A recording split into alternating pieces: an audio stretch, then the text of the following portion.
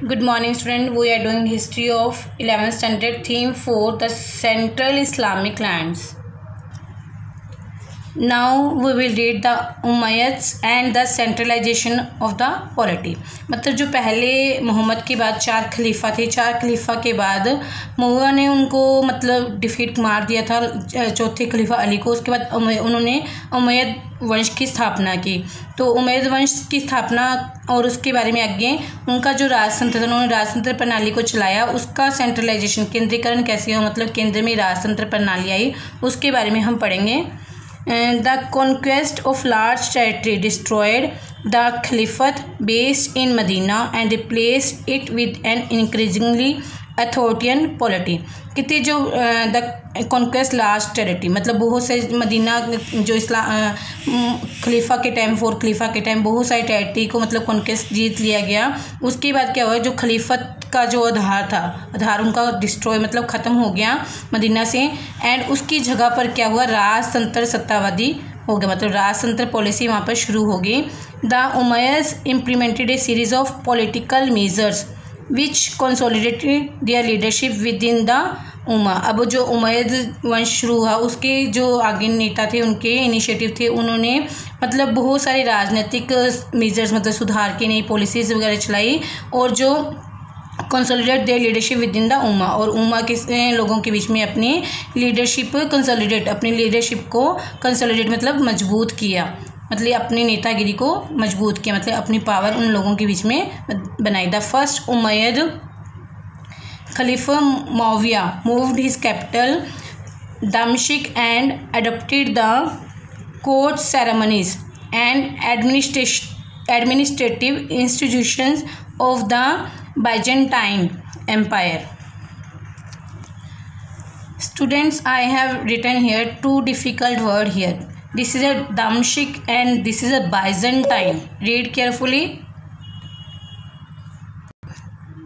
अब जो मौविया थे जिन्होंने उमैयद डायनेस्टी चलाई, उन्होंने दमश्क को अपनी राजधानी बनाया और बाइजेंटाइन की जो कोर्ट सेरेमनी थी, राजदरबारी रस्में थी और जो उनका शासन प्रबंध था उनको अपने दरबार में चलाया। मतलब दमश्क को राजधानी बनाया और बाइजेंटाइन की जो भी रस्मी और प्रशासनिक प्रबंध था वह अपने राज्य में चलाया। ही also introduce hereditary succession.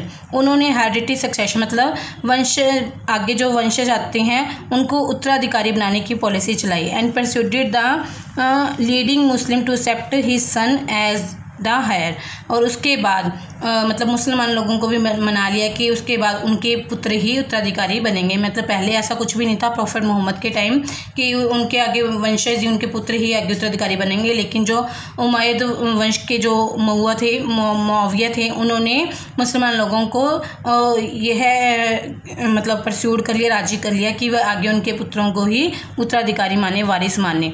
These innovations were adopted by the caliphs who followed him, and the followed allowed the Umayyads to retain power for 90 years and the Abbasid for the 2 centuries. उसके बाद मतलब जो innovation अब नई चलाई थी उन्होंने, उसके बाद जितने भी खलीफा आए उन्होंने भी यही इनोवेशन को अपनाए रखा और जिस तरह से 90 वर्षों तक उमैयद वंश चलता रहा और उसके बाद 2 सेंचुरी तक 2 शताब्दियों तक अब्बासिड वंश चला।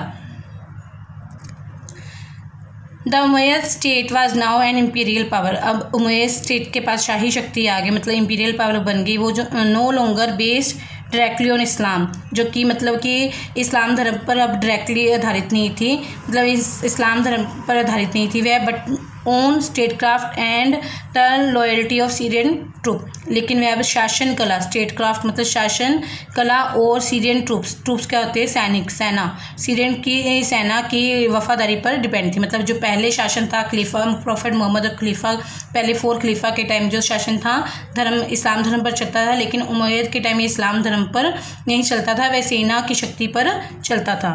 There were Christian advisor in the administration as well as the Zoroastrian scribes and bureaucrats। मतलब अब क्या है, शासन में क्रिश्चियन एडवाइज़र, ईसाई जो एडवाइज़र थे, सुजेशन देने वाले थे, और जोरास्ट्रियन स्क्राइब क्या थे, लिपिकार, लिखने वाला, और जोरास्ट्रियन यहूदी धर्म के जो लिपिकार थे और उनके अधिकारी थे। However, Islam continued to provide legitimacy to their rule. The Umayyad also appealed for unity and spread rebellions in the name of Islam. इसमें था कि जो उमैयद का जो शासन था, पीछे हमने पढ़ा कि वो इस्लाम धर्म पर नहीं चल रहा था, सेना की शक्ति पर चल रहा था, लेकिन फिर भी इस्लाम धर्म उमैयद शासन को वैधता देता रहा। और जो उमैयद शासन था उन्होंने एकता बनाई रखी और जो भी उनके प्रति रेबलियन मतलब विद्रोह वगैरह हुए उनको इस्लाम के नाम पर ही दबाया। They also retain their Arab social identity, और उन्होंने अपनी अरब सामाजिक आइडेंटिटी पहचान भी बनाकर रखी। During the rain of Abd al-Malik 685 to 705 and his successor, both the Arab and Islamic identities were strongly emphasized. अब अबद अल मलिक के टाइम क्या हुआ, अबद अल मलिक और उसके उत्तराधिकारी दोनों ने ही अरब और इस्लामिक आइडेंटिटी को और ज़्यादा मजबूत बनाया, मतलब अरब और इस्लामिक पहचान अपनी बनाकर उन्होंने रखी। Among the measures Abd al Malik took were the adoption of the Arabic as the language of administration and the introduction of an Islamic coin. अब उसने अबद अल मलिक ने जो अपने राज्य की जो लैंग्वेज थी वो अरब चुनी और कॉइन जो सिक्के थे वो इस्लाम धर्म पर आधारित थे, इस्लाम धर्म से उन्होंने कॉइन्स लिए।